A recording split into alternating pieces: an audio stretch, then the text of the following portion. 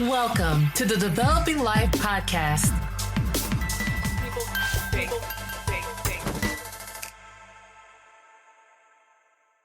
Welcome to episode 21 of the Developing Life Podcast. As we witness the remarkable journeys of influential entrepreneurship, we see creatives are redefining what it means to succeed. How do they continue to defy expectations and pursue paths towards continuous growth? Today, we are joined by Emmy Award-winning director and educator, Chris Do. Chris is a self-described loud introvert and recovering graphic designer, and is also the founder of The Futur, an educational platform that focuses on teaching business design and creative practices with a bold mission to teach 1 million people how to make a living doing what they love. Chris has spent over 15 years teaching sequential design at Art Center and Otis College of Art and Design, and has shared his insights on negotiations, pricing strategies, branding, typography, and global marketing across various global platforms. His extensive speaking engagements include presentations at Adobe Max, AIGA National Design Conference, and many more around the world. Chris's dedication to education and his innovative approach to business has made him a pivotal figure in reshaping the industry. With our host, Davron Bowman, we'll explore how our perception of purpose evolves over a lifetime and how gaining insights on navigating these changes can impact personal and professional increase.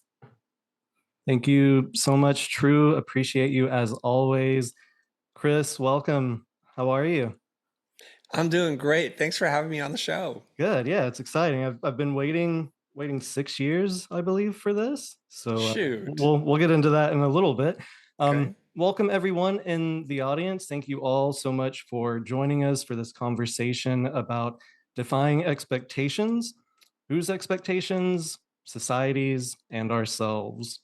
I know a lot of you are familiar with Chris, the personal brand strategist and designer, but today I'm hoping to engage the tactical therapist and the emotional intelligence expert, because as technology continues to speed ahead at the rapid pace, our lives as creatives are about to get easier, which means there are a lot of doors opening for us. So it is time to learn how to unlock our true power, embrace our unique narratives, and move forward powerfully. And Chris, that is ultimately what you are a master of. So for those unfamiliar, would you please introduce yourself in your own words? Sure. I think True did a great job. I'm a loud introvert, a recovering graphic designer, middle child, an above average student, but a first class troublemaker. And sometimes I pretend to be a serial entrepreneur and I play a therapist on TV. I'm not certified in anything, so please be careful in listening to anything that I say. That's my disclaimer. Yeah, none of your advice has steered me wrong yet. So I know that you won't remember this because you've met thousands, probably millions of people in between, but I found you back in February of 2019, and the intersection of your journey and mine was just so well timed. Like the journey that you were on your Instagram, because I know some people aren't going to scroll back that far. On February 9th of 2019, you posted one of your last skateboard designs. And from there until June, you see a little test of this carousel. You see a few inspirational posts, books that you have been reading. Looks like some strategy and organization going on.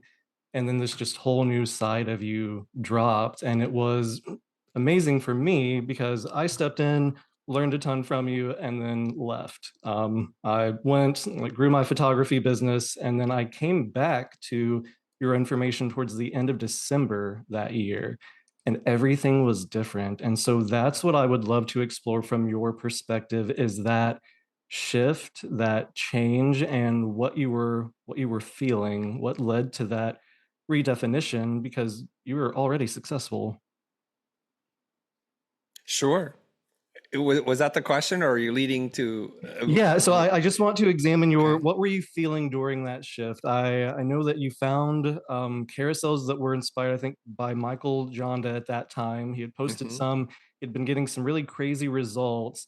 What was it that shifted you from design into more of an educator? Were you not feeling fulfilled? Were you not feeling like you were creating the impact that you wanted, or did something change? Okay, beautiful. I know how to frame the answer based on that. So in 2019, I'm already 2 years deep into creating content on YouTube. Back then, I think people would just say you're a YouTuber, and now they say a creator. And the industry has kind of matured a lot. But if I were to go in the Wayback Machine and rewind the tape, in 2017, as I look across the entirety of the YouTube landscape, there were very few accomplished professional people teaching what it is that they knew how to do. YouTube, I think, for good reason, was seen as this place of either young people who didn't know what they were doing, teaching, or people who were chasing some kind of fame, and that's who was predominantly creating content. So at that time, I found some answer I hadn't been looking for, which is, how do I take these discrete skills that I have, my interests, my passions, things that I've studied and have taught, and bring it all into one?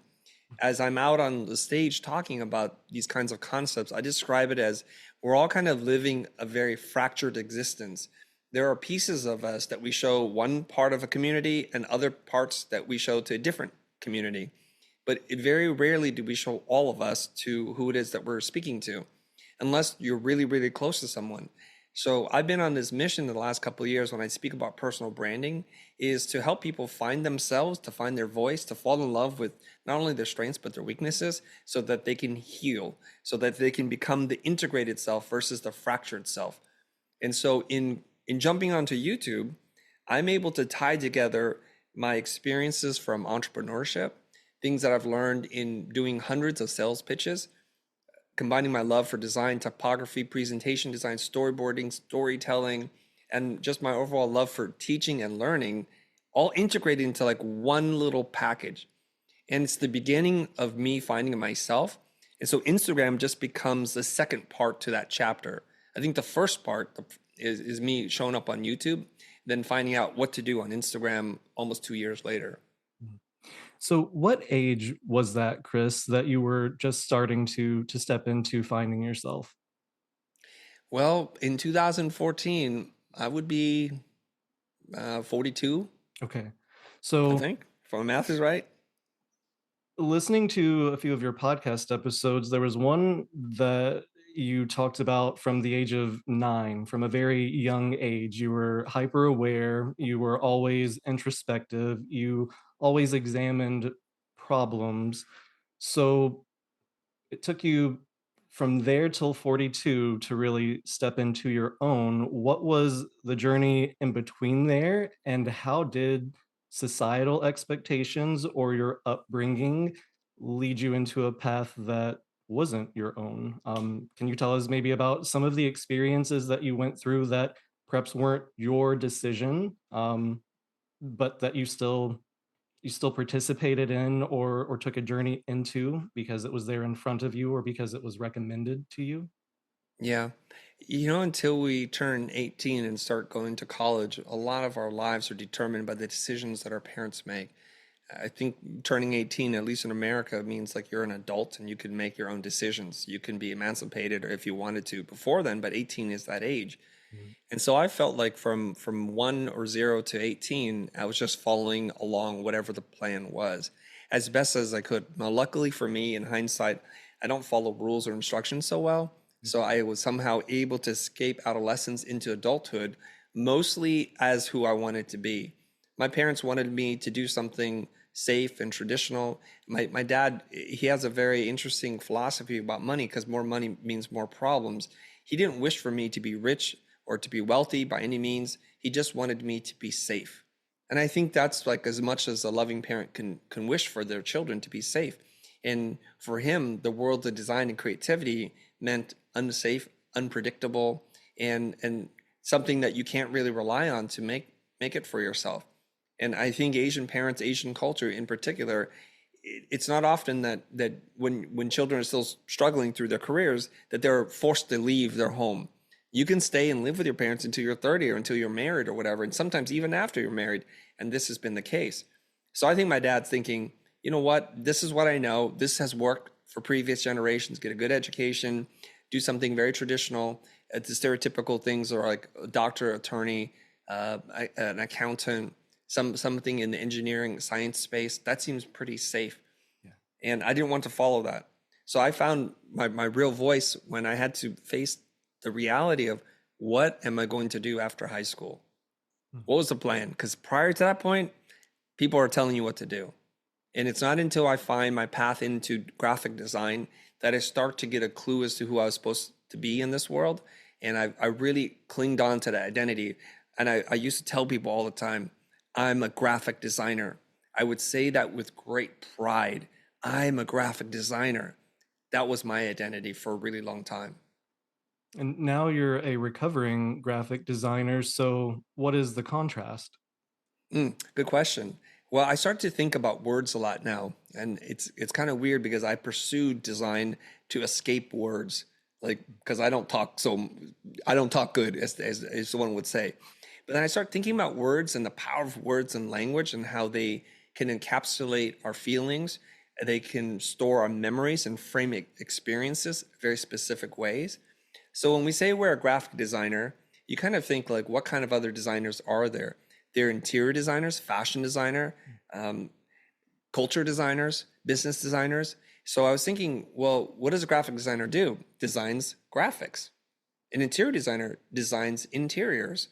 But if we were talking about education and changing the way people think, graphic design seems pretty limiting now. And I'm not saying this from a pride or ego point of view where I'm trying to grab more than I am, because a lot of people do that. And I don't think there's anything wrong with being a graphic designer or a letter form designer if that's accurately sums up who you are.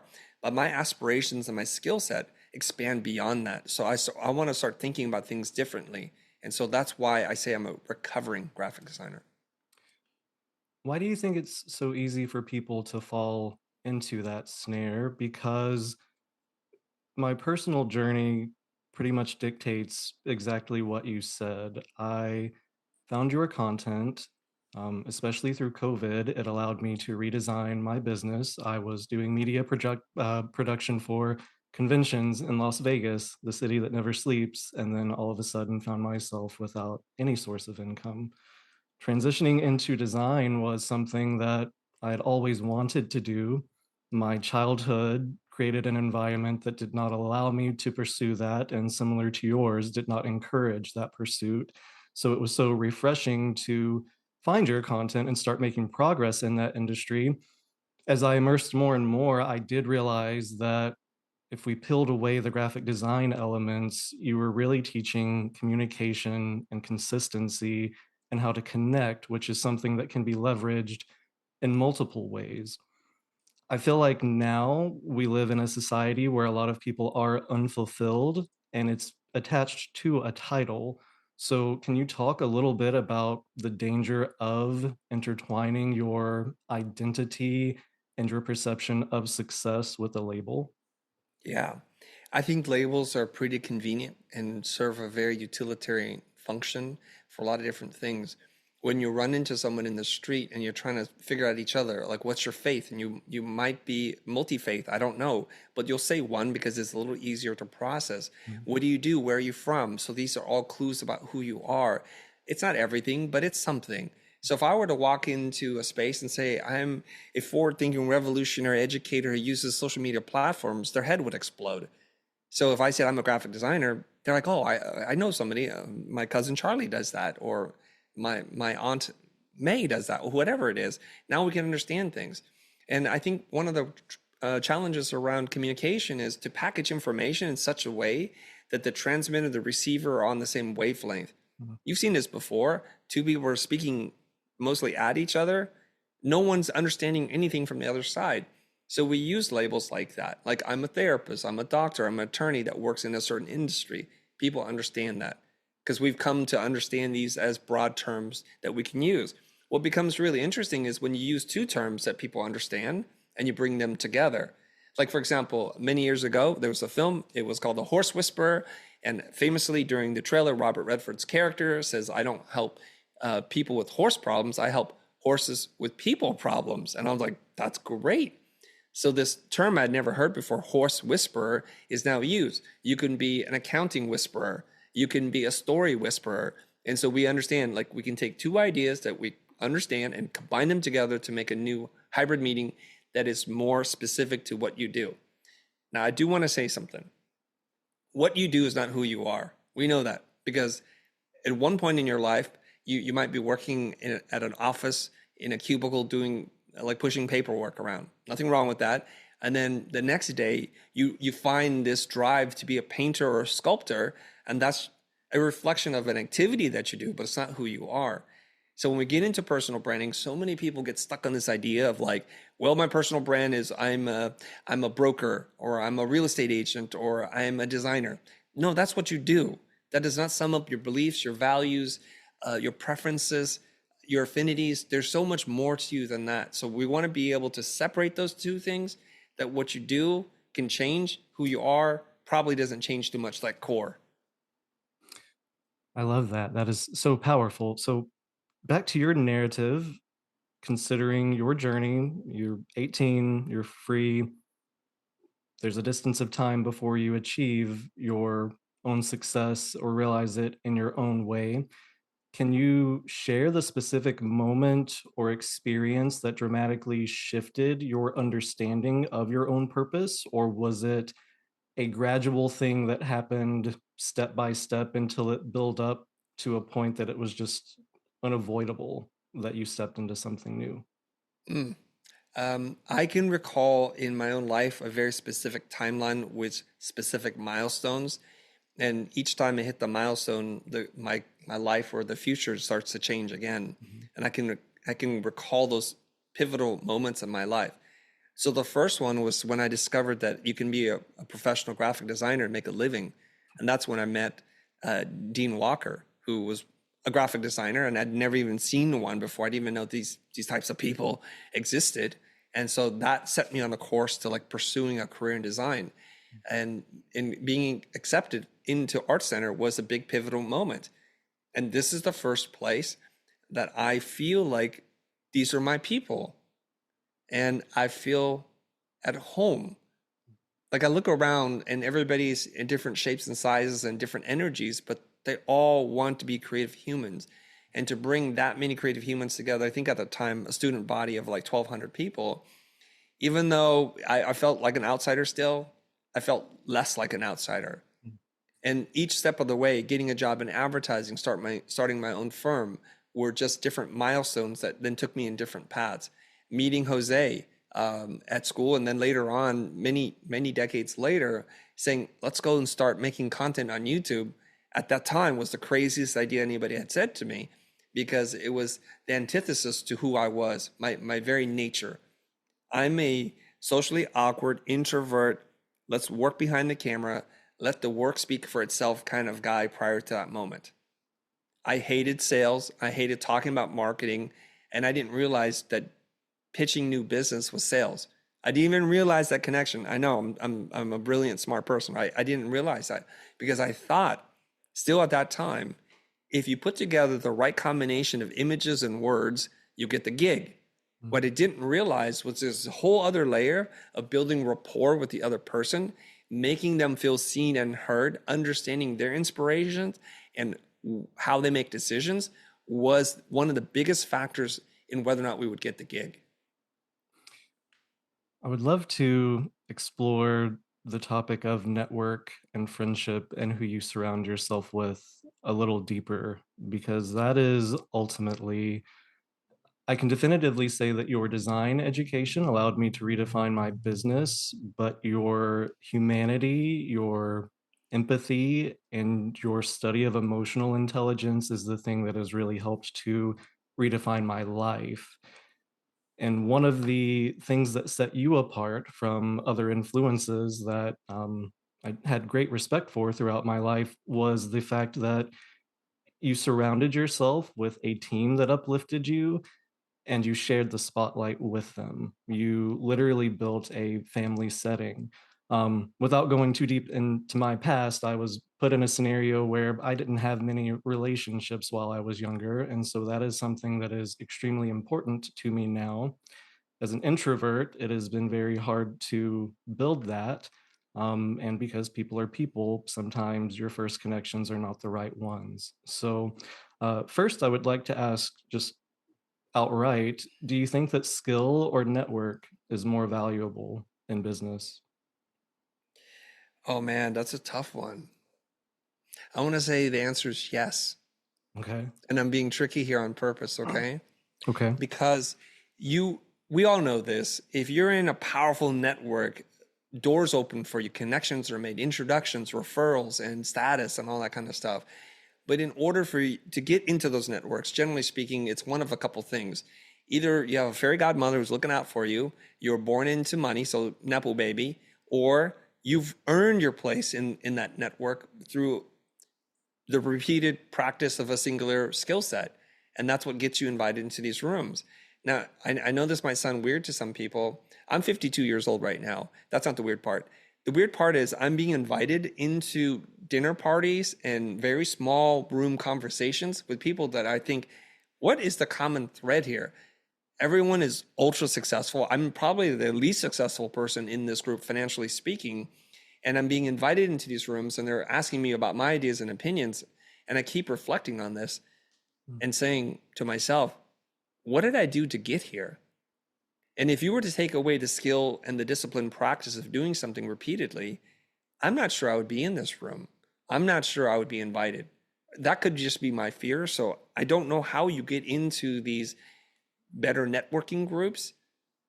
And I just described maybe my thinking on networks is the level of friendship that you're invited into is not like if I was like some washed out kid who went to community college, worked on 4 brochures for some companies you've never heard of. I don't think we're having this conversation right now. Do you have a different point of view on this?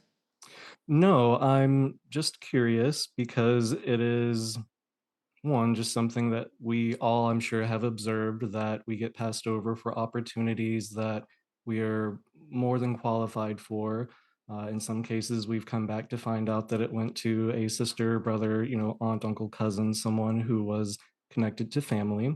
Yep. Here recently, I have been thinking about which one is more sustainable, or I guess reverse engineering the question at the point that you are successful, which could be omitted. And I do feel like there's a certain point that you can reach where without skill, your network and connections would still, I think, sustain you. And I think that especially as introverts, it's an important conversation to have. Maybe not necessarily that we do without one, but that more focus needs to be put on networking simply because as introverts, it's a lot easier for us to develop the skills because we're just holed up in our houses all of the time doing creative things. So, I guess circling this back to the main conversation, can you speak to the power of surrounding yourself with people that you chose? And first start off with maybe your explanation of the power that we do have as adults to select the people that we are around and spend our time with. Yeah. Okay, let's talk about, there's a lot of things to unpack here, and hopefully I can answer this in ways that are actionable and empower some folks here, okay? There are going to be networks that you want to be a part of. And being the nerdy kid in junior high and high school, I've always looked from one side of the fence very longingly onto the other side of the popular cool kids who seem to have their way, was kind of running the show, if you will, and just wanting to so badly to be part of that group. And because I wasn't the right skin color, shape, height, or hair color, I didn't feel like I was wanted or welcomed. And I think that's cool. That's totally cool. Because today, the tool that you have is to work on your personal development that can include the soft skills as well as the hard skills. So that if you become really competent in things and you just keep doing this over and over again, I believe it's a very empowering thing that you can be invited. You don't even have to ask. You'll be invited to be in these circles. So I just want to put that out there for everyone who's like in the room, not feeling great about where they are. Maybe you're going through some anxiety or depression, that just realize this thing. Keep focusing on your skills and be hopefully the best in your city and then your state and in the nation. And eventually people will take notice. It's almost impossible to, but you do have to do a few things in order to accelerate or speed up that process. Don't make it your mission to be the world's best kept secret at doing X. Put yourself out there, take some chances, show your work in whatever way that you can. Because at the end of the day, it makes total logical sense that people hire people they know. If I don't know you, how can I bring you in? How can I invite you to speak? Why do I give you the promotion? Because your head's down doing all the work beneath everything, and people just aren't aware. Sometimes it's through nepotism, and sometimes it's just because people are busy. They don't have time to make you their priority. They have their own priorities. So it's more neglect than it's malice. And I just want to put that out there. So when people are passing you up for opportunities and looking at someone less qualified than you have to realize something. A, just don't be resentful. People make decisions for 1,000 different reasons that we can't control. The things that we can control, we show up on time, we do our work, and we look for new challenges. We want to expand our responsibilities, and we seek actively critical feedback and understand what the goals are that matter to the people who our lives are dependent upon them deciding that you are doing a good thing. This has happened to me as a manager, as a business owner. Young people come up to me and it's like, you know what I did? I did X, Y, and Z. When do I get my promotion? How does that make me feel? Well, I'm glad you worked in X, Y, and Z, but none of those things matter to me. Did it ever occur to you, this person, to ask me or for me to then communicate to you, this is what matters to me? Doing all this other stuff, it might be important to you, but it's not important to me. So here's the secret in life. If you help companies make more money, they would be fools not to promote you and to give you more opportunities. That's just the bottom line. So think about how you can contribute in ways that are measurable, and better yet, ask them, I would love to be considered for promotion 6-9 months from now. What is it that I need to do, or what kind of goals do you want me to accomplish, such that when I achieve that, it would be a no-brainer for you? Why don't we do that? And that'll help us out a lot. Now, let's say that you don't work within a corporate environment. You're your own boss. You're my people, first of all, okay? Now, I want to share this idea with you. Fame can be manufactured. I'm 100% evidence of this being true. Fame can be manufactured. It used to be certain gatekeepers would pull the velvet rope back and allow certain people through for whatever reason. I don't want to dispute or get into that part. But today, we have equal access to these platforms. And if we understand how to create content that people care about, and we show up in a genuine way, and we're authentic in who we are, and we're persistent and consistent in this, I believe slowly but surely, you will become the known entity in your space. There are things that you can do to accelerate that, but that's what people don't want to do. They're chasing social media hacks, use this way of phrasing something, or embed a pixel here. I'm making up stuff because I don't know this stuff. Do these hacks so that you can get fast growth. And I think it's a horrible way. Really, if you can help transform the lives of other people, they're going to feel some sense of relationship, and they are going to want to reciprocate the transformation that you've had on them by supporting you, by following you, by championing you and referring or recommending you to other people. That's just the social media secret that no one wants to talk about, because it's hard work to do that.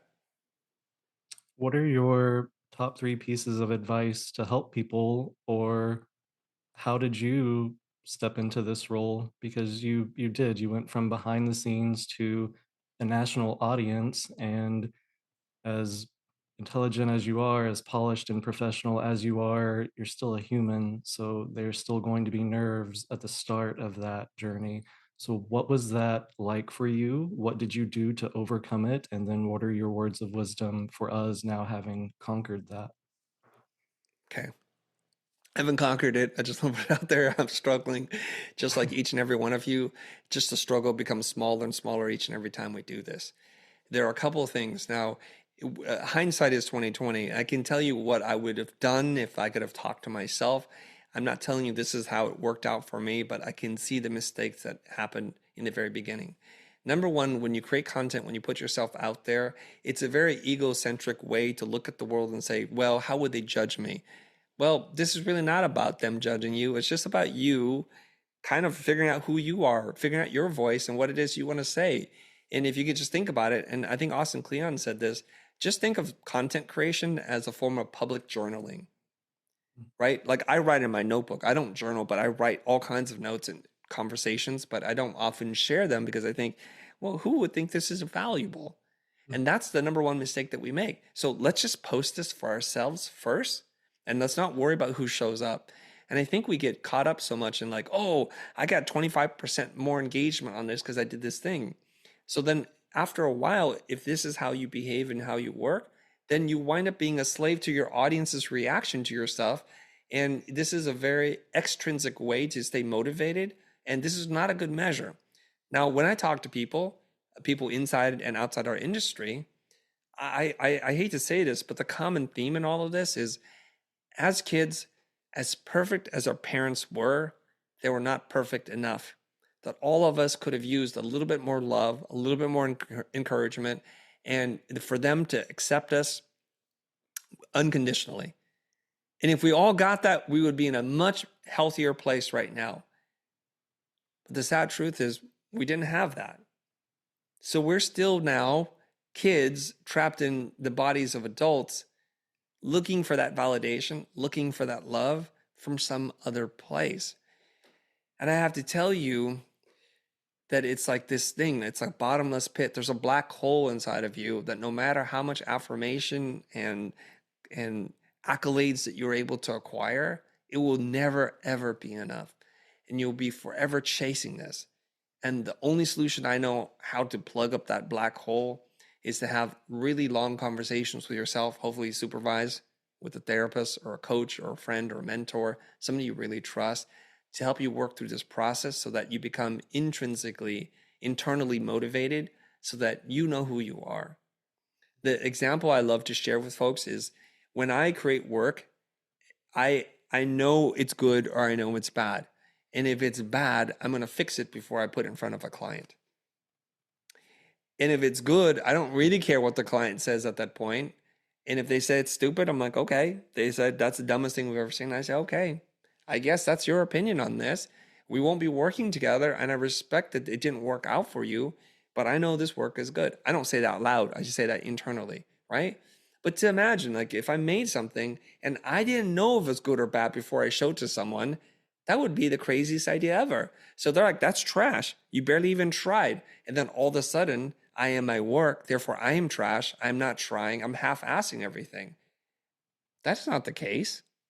I worked really hard on this. Maybe I missed a brief, or I had something in my blind side or my blind spot, which I couldn't see the problem clearly enough.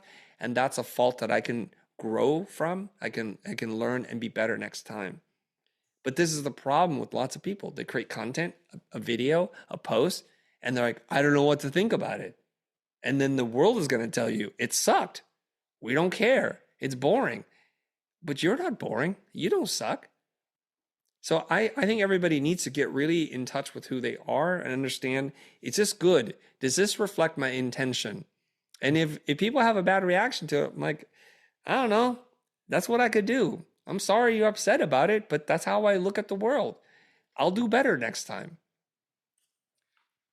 So that is your philosophy. I would love for you to give us a few actionable steps that will lead us there, because I know in listening to you that your outlook on the world is that we are in control of narrating our journey if we are aware and introspective, grateful, and open to being adjusted. The opposite side of that is that we adopt the victim mentality, and as a result, we just allow random things to happen and we create a lifestyle of reactivity instead of proactivity.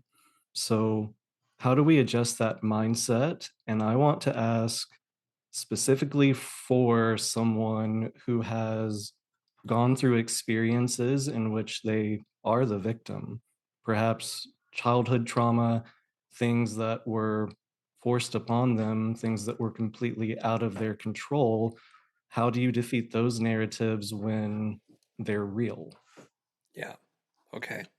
We're wading to deep waters here, and I'm probably out of my league or depth here. Okay. Okay. I will say a couple of things though. I want to make a pop culture reference here. Okay. I'm a big fan of Dune, Frank Herbert, and their latest retelling of the story is super cool. And I think the Bennett Jesuit witch asked Paul Atreides, "Do you know what the difference between an animal and a human is?" And the difference is humans can overcome their instinct and animals only have instinct. So as he places his hand in the mystery box and she holds the Jam Gabar to his neck and says, if you pull your hand out, I will kill you. And this is a poisoned needle. And he's like, what's inside the box? Pain, immense pain. And this is the thing, is like, I think we are beyond animal instincts, that we have feelings and impulses.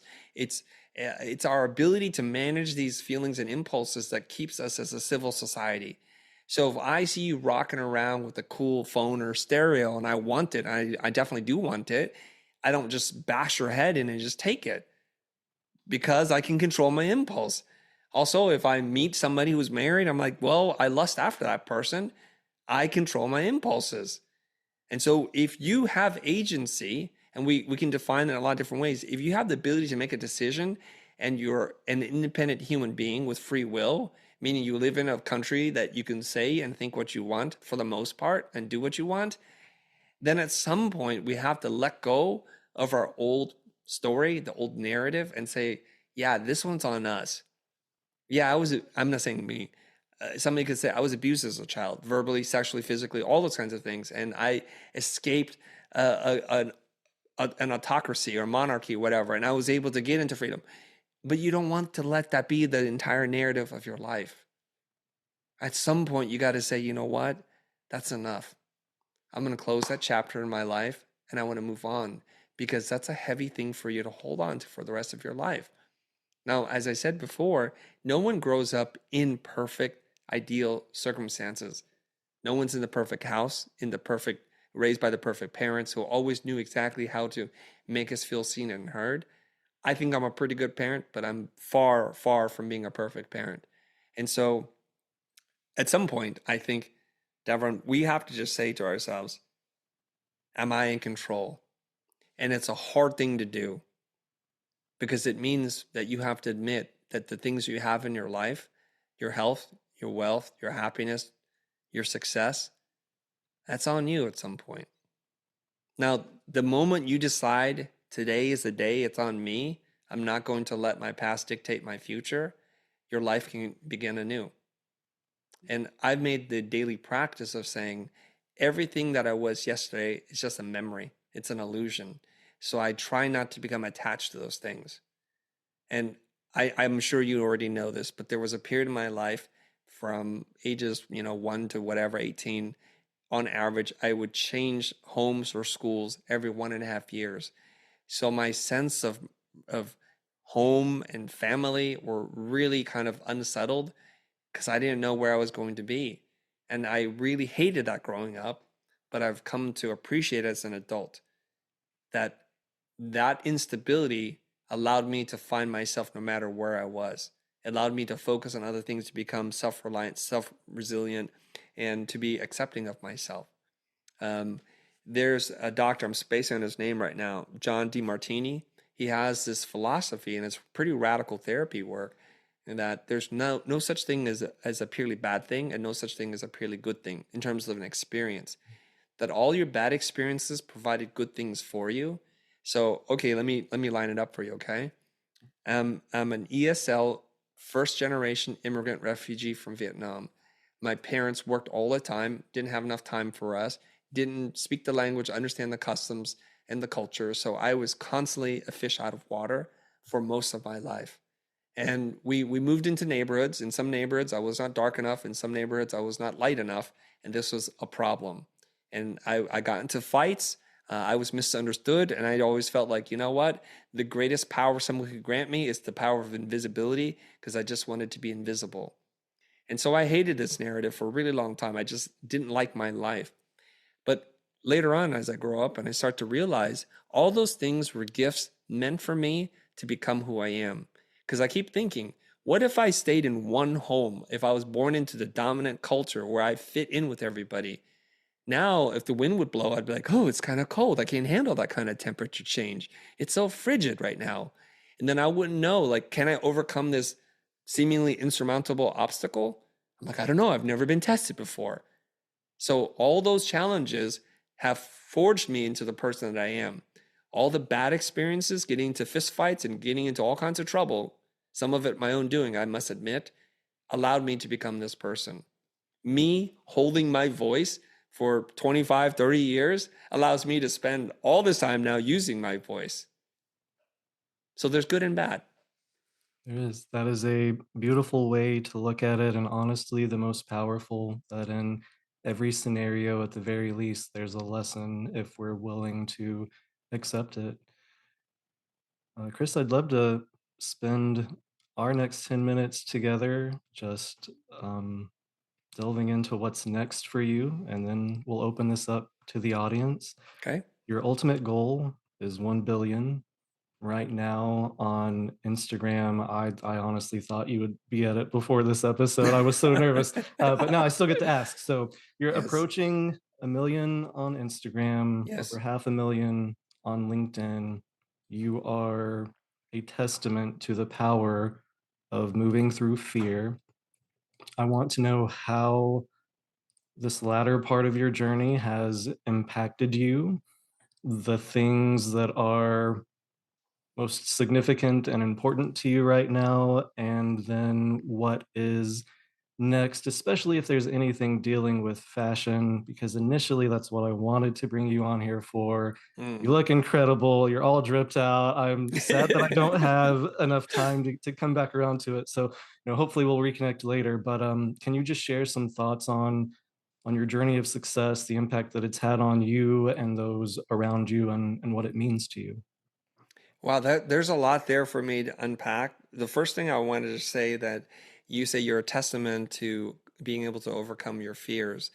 When it comes to social media, aside from the initial YouTube videos that I made, I want to clarify something. Okay. It takes courage to overcome your fear, knowing that you will fail and that you care about failure. Here's the weird thing about me. I don't even really care. People are like, Chris, do you want to get to 1 million? I'm like, I don't know. If it helps, sure. I don't know. So I only post when I want to. And if a post doesn't like take off like a rocket ship, I don't even care. Yeah. Here's the thing. When I was hovering around, I think around 30 or 40,000 followers, as you had uh, pointed out, like in February 2019, just creating kind of random posts, really, not knowing what to do with it. I did care at that point. I didn't care that I was loved or respected or famous. I just cared like this is all a game. Hmm. And I like to play games that I can win. And maybe life is just one complicated game that we didn't have the instructions for. Like the TV show The Greatest American Hero, where he's given a suit and they lose the freaking instructions and he can't fly the suit. He doesn't know how to use it. So I just look at Instagram and social media as a game. What are the rules? What are the ways that we can win? And I was obsessed with that. But once I was able to figure it out, the challenge seemed like not that interesting to me anymore. So I create sometimes reels or single image posts or carousels, and I don't even really care. 1 million is a nice round number for my kind of OCD like tendencies, but it doesn't matter to me. So for other people, and this is going to sound like the paradox here, the less you care about achieving something, the more likely it is you're going to get it. Like, I don't care to grow a following, and I have a following. I don't care to be respected or liked, and sometimes I'm respected, and sometimes people like me. And I think that's a reflection of the peace and harmony that you have within yourself. If there's tremendous self awareness and self acceptance, I think you emit an energy into the world. I think it governs how you speak, your tone, the words you choose, and actions that you take that all of a sudden attract people to you. Hmm. And you know how you see somebody or you meet them for the first time, they have an aura around them or a vibe. Some people like to use the word vibe or aura. And I'm trying to work on an acronym, what I think an aura is, but I think the A has to be authenticity. Hmm. And R probably relatability. Like there's something very real about you that I see some part of myself in you. And that's very attractive. You draw people to you. Conversely, people who are constantly worried about like, what will you think? Is this right? Am I gonna fit in? They send out a different aura, a different energy. And it's like I think predators know this. Like when certain prey start to feel scared, they vibrate a certain frequency. And you know what? Who gets eaten? They're the ones who get eaten. Yeah.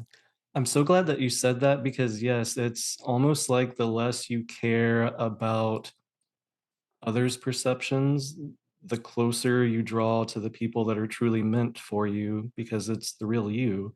Whereas when you put on a mask or share a narrative that really isn't authentic, one, it's hard to maintain and it's unfulfilling, but two, it will definitely attract the wrong people. Yeah, Yeah. man. Whereas this I is, do want to speak about the fashion a little bit, yeah, if I let's may. go. Yeah. Yeah, what's up? So go ahead.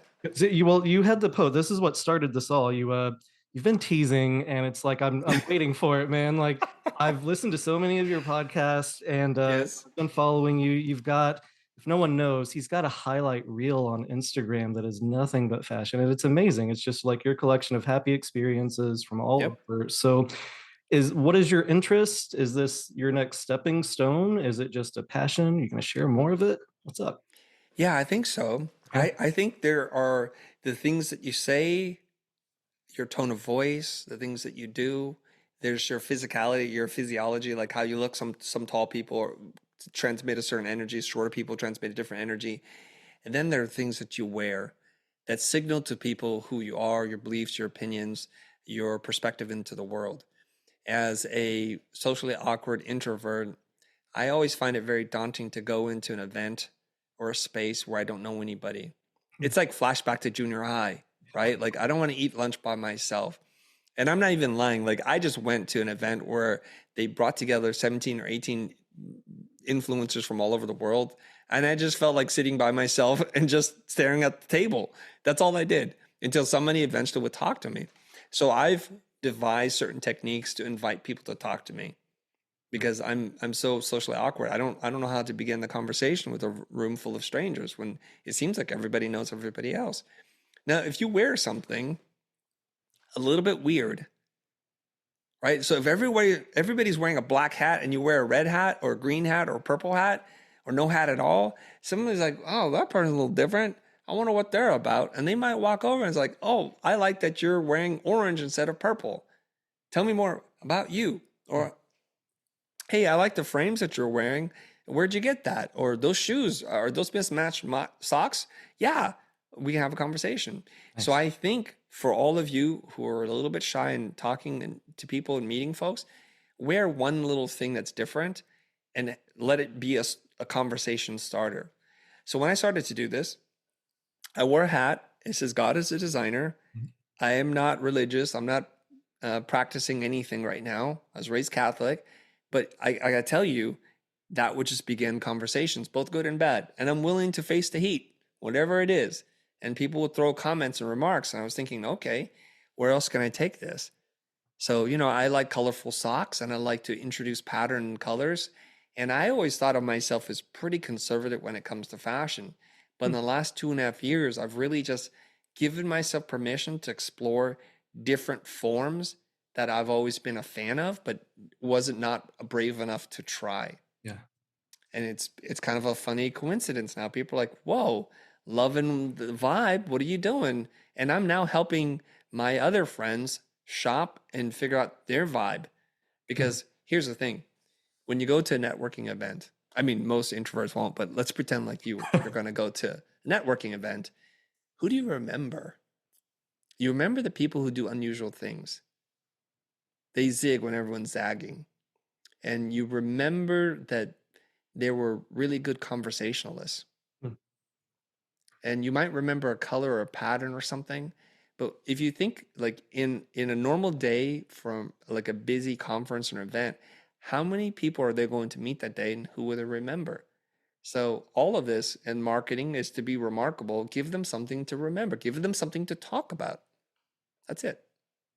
Do you have any other little tips or tricks that you use like that? I'm just asking because moving into the audience portion, we do have a question from Milka that was, besides having top skills, can you talk more about how to put yourself out there and to be discovered? So in an in-person scenario, wearing something that's unique, making sure that you leave an impression is very powerful. For the realistic scenario that we introverts will face behind our computer screens at home, what other tips do you have as far as client outreach or just discoverability? What do you think the best path to discoverability is? Okay. I believe this 100% in my heart. I want you to know this is not me pandering here, okay? Okay. I believe introverts have a superpower. 100%. And I'm speaking as one, right? I know people don't believe me when I say I'm an introvert. I'm an introvert and we have a superpower. What is our superpower? Our superpower is our ability to listen, to think before we speak, to hold space for other people, to delve into the craziness of our own mind, and to be super introspective. Mm. Introverts have an ability to think long-term, short-term, and just start to formulate plans in our mind. And I think that makes for a powerful content creator. You know, people will ask me, are you into philosophy, meditation? You must be religious. Not really. Mm.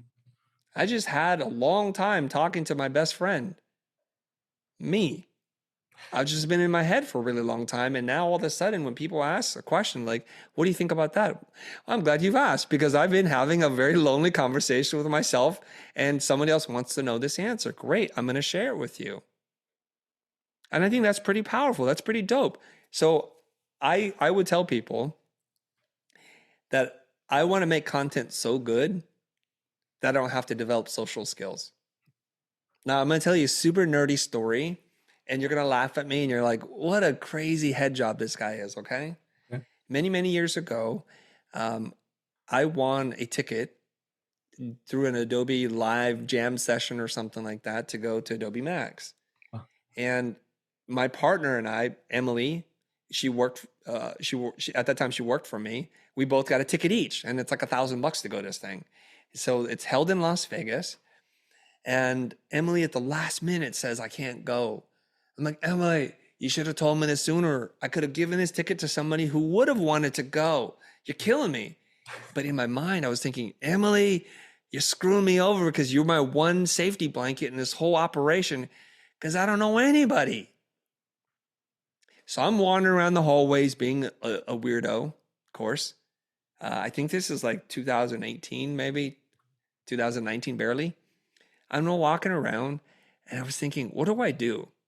What would be the weirdest, most uncomfortable thing for me to do right now? So, you know, the sessions would let out and hundreds of people would fill the hallways.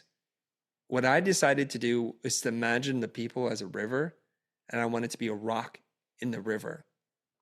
So I stood in the middle of the hallway when the doors banged open and people came rushing out. I just stood there, kind of like Bruce Willis's character in A Sixth Sense. No, it was not Sixth Sense, Unbroken or Unbreakable, right?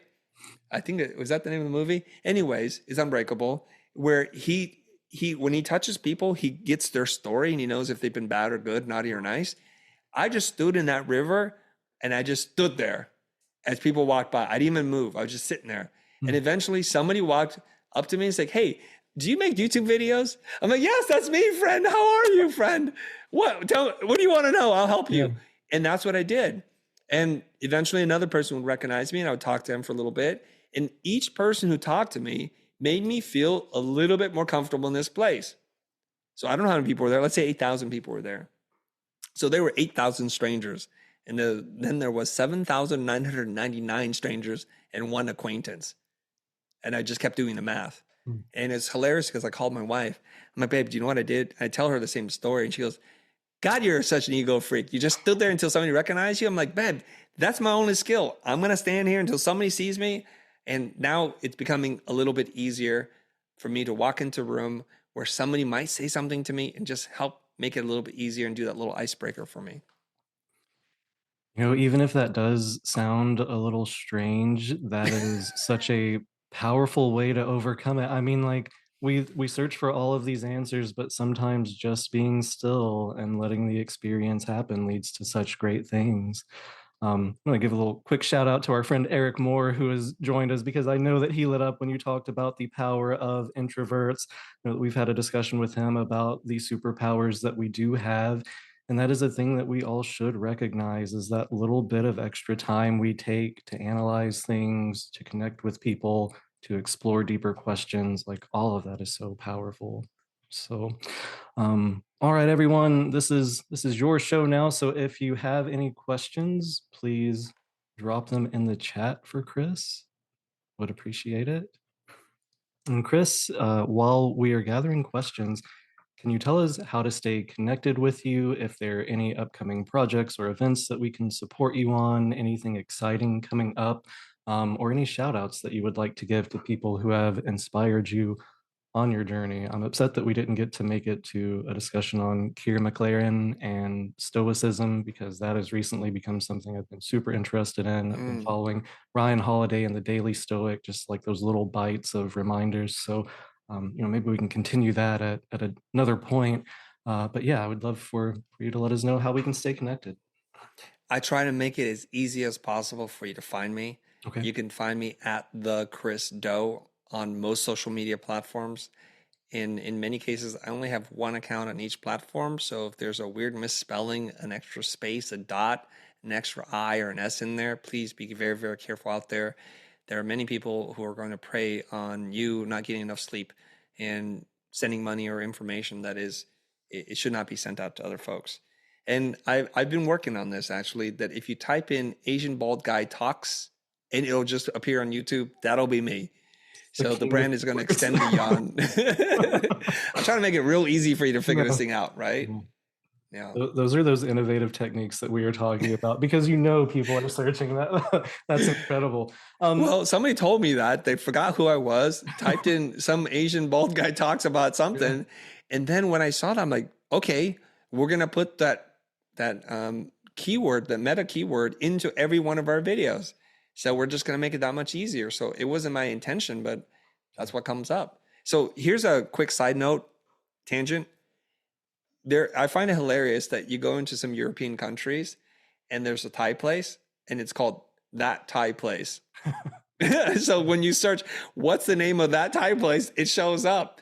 And this is them embracing, okay, this is what's happened. Yeah. And we're just going to bring it in. So I find those names to be hilarious because I understand how search works. Yeah. Those little things, they make life fun too, in a professional setting. It's just like those little changes are so fun.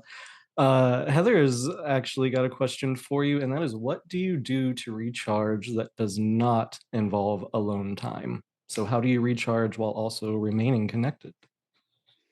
And this is going to sound really weird. There's a couple of things I do, and they're exactly the opposite, right, of what you might think. I find it truly inspiring and motivating and uplifting and recharging when I hear the stories of the people who've been impacted by the things that we do. Because here's me throwing out 1,000 stones into the universe, and then every once in a while, someone picks up a stone and is like, I got that stone, and this is what it meant to me, and this is how it helped me. And hearing that really lights me up. And my wife often does not travel with me, but she recently went with me to Houston. I was accepting an award and everything. And she could see it. She can see in the eyes of the people that the people who really truly follow us and implement the things that we talk about. And she lights up too. And this is the really cool thing.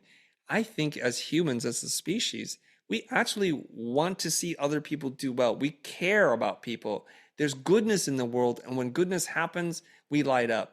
I think I forget the guy's last name, but his name is John. He's married to a famous actress. He's an actor himself. Krasinski, I don't know his last name. It's something like that, right? And he put out this bit during COVID called Some Good News. And it went crazy viral. Wait, are you talking about Jim Is it Jim? from The Office? The actor Office, that it's plays Jim. Jim from The Office? Okay. Yeah, I think his name is John. John I don't know. Krasinski. Yeah. Yeah, Krasinski. Okay. Yeah. So he does Some Good News, and he was like, okay, this girl graduated school and did this, and this puppy was rescued today. And it was so counter to all the negative news that we see, the vitriolic stuff, that the world responded like, we need some good news right now. Yeah. And I think we want to see people do well, despite what you might think. And so when people are doing well, it lights us up. So when someone comes up to me and tells me something positive, although my wife doesn't have a direct relationship to that, she feels lit up. Yeah. And she's energized. The problem is she's not used to this thing, so it's exhausting when you're not used to it. But for me, it really lights me up. So Heather, you're out there making media and content, posting things, even if it's your daily creation. I don't know what you call it, but when people look at that and just makes them smile for that one moment, you've put a little grain of sand in that jar of positivity. And I think that's a good thing. And that's what lights me up. Knowing that what I do serves a higher purpose keeps me going. and I'm just getting started.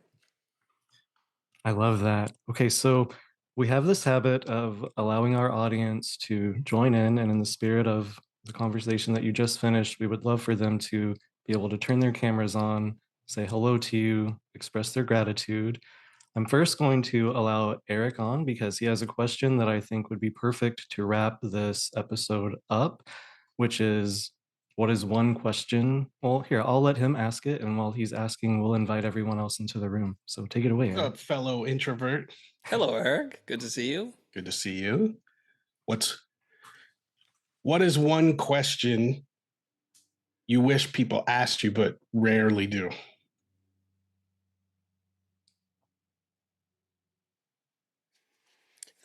There's a lot of questions. I'm trying to figure out what question here.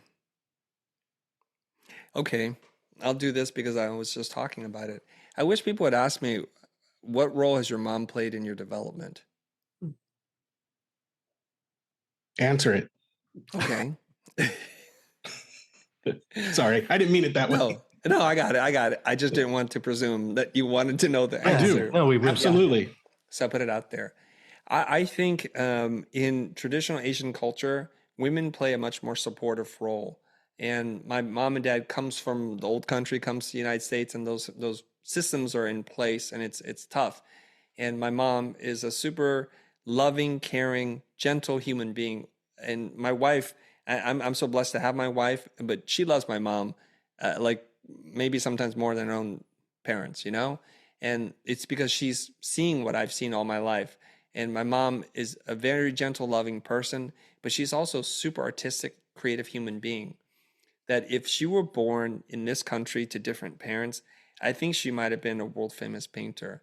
She's taught herself how to draw and paint, and her entire family, meaning her siblings, are all very creative. They're singers, they're poets, they're photographers. They do crazy, amazing things. They've struggled because they didn't come to the United States at the right time in the right place in that moment. And there's something that I really admire about my mom is her attentiveness to other people, her selflessness. And I didn't think it shaped me at all because I was like so much patterning myself after my dad. He's the stoic one. He's the one who taught me about delayed gratification, that your life is long, but your time to make it is short. So put in the effort up front and you'll reap the rewards. He accidentally taught me about the Socratic process. Every time I got in trouble, he would just ask me lots of questions to drive empathy. Like when I did something bad to our neighbor, he's like, what do you think the neighbor's kids think about you right now? I'm like, fudge, I don't want that question asked of me right now. Later on, I learned that this is the term. So I keep thinking my dad's the guy who's made me. But there are some parts to my mom that I didn't recognize till much later. And there's something that she did that was a very heroic thing given the circumstances.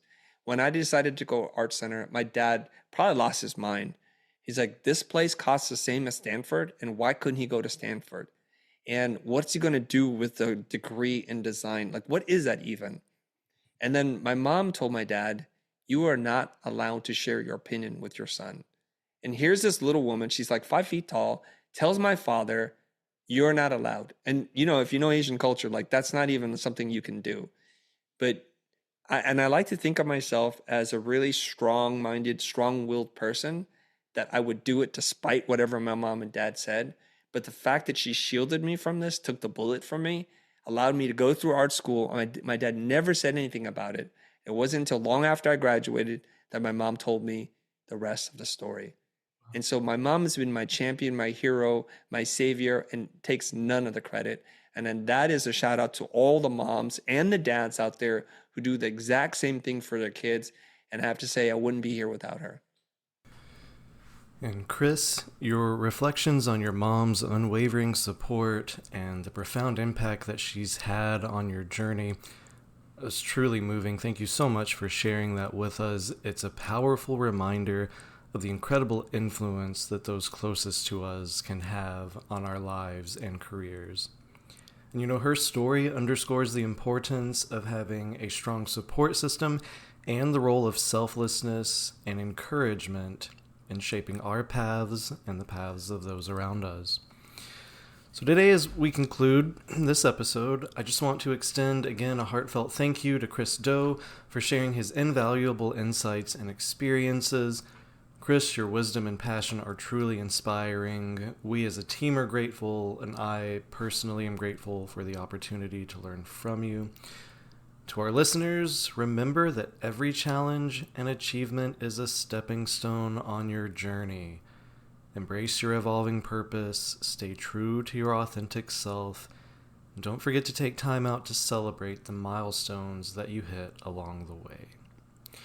We look forward to seeing you again for another episode of the Developing Life podcast coming in just a couple of weeks. Until then, stay motivated, stay inspired, keep pushing boundaries, and to continue to pursue your passion with purpose.